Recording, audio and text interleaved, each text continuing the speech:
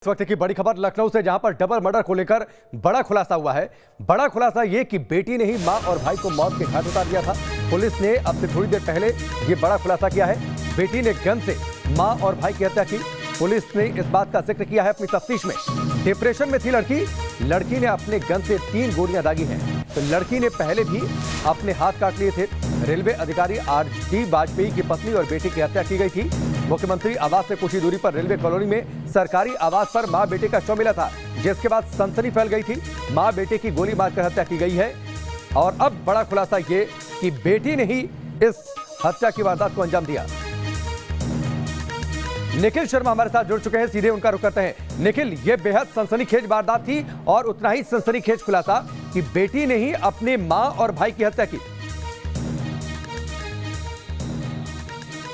बिल्कुल, जितनी सनसनीखेज ये पूरी घटना थी, उतना ही हैरान करने वाला ये खुलासा है। खुद लखनऊ पुलिस कमिश्नर ने बताया है कि जब ये घटना की जानकारी उनको मिली, तब उन्हें इस बात की उम्मीद थी कि हो सकता है कोई फोर्स एंट्री रही हो, लूट के लिए हत्या की गई हो। लेकिन घंटे भर बाद धीरे धीरे ये पूरी गुत्थी सुलझने लगी जब उन्होंने उस बच्ची से बात करने की कोशिश की, जो इस मकान में अकेली थी, इस घर में जो अकेली जिंदा बच गई थी। यानी कुल 3 लोग रहते थे, 2 लोगों की हत्या हो चुकी थी, एक लड़की थी। लड़की से बात करने के दौरान पुलिस ने यह पाया कि वो शूटिंग चैंपियन थी और यहीं से पुलिस का जो इस पूरे मामले में घटनाक्रम में जो नजरिया था वो चेंज हो गया।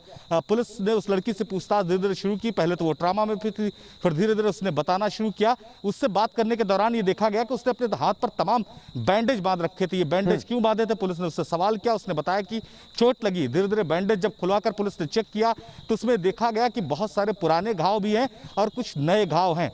उसके बाद पुलिस ने उससे राइफल मांगी। राइफल मिलने के बाद ये देखा गया कि उसमें 5 बुलेट्स लोड की गई थी और जल्दी उससे कोई फायर किया गया था। उसके बाद पुलिस ने उससे पूछने की कोशिश की कि आखिर ये फायर कब और क्यों कैसे किया गया था, और यहीं से धीरे धीरे इस पूरे मामले का खुलासा हुआ। पुलिस कमिश्नर ने बताया कि लड़की मानसिक स्थिति लड़की की ठीक नहीं थी। उसने अपने बाथरूम में भी एक शीशा लगा रखा था। पहला फायर उसने उस पर किया, दूसरा मदर पर किया, तीसरा भाई पर किया। कुल 5 बुलेट्स उसकी राइफल में लोड की गई थी, जिसमें से 3 फायर हुई थी। ये बेहद सुरक्षित इलाका है।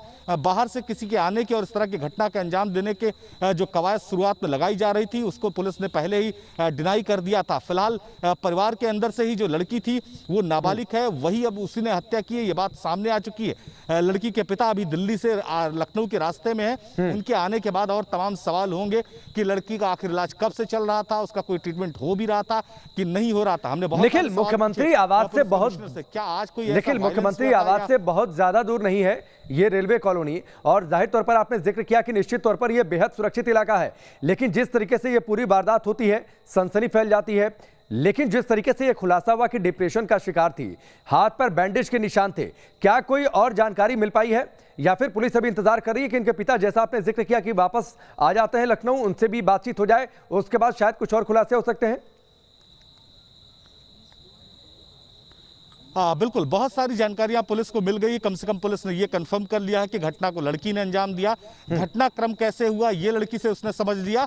अब उस लड़की को लेकर बहुत सारे खुलासे अभी करने बाकी हैं पुलिस को, कि उसका ट्रीटमेंट कब से चल रहा था, उसका इलाज हो भी रहा था कि नहीं हो रहा था, वो कब से डिप्रेशन में थी, ऐसे तमाम सवाल हैं। उसने तमाम स्लोगन भी लिख रखे थे। इससे ये लगता है कि वो किसी से नफरत करती थी। नफरत किससे करती थी?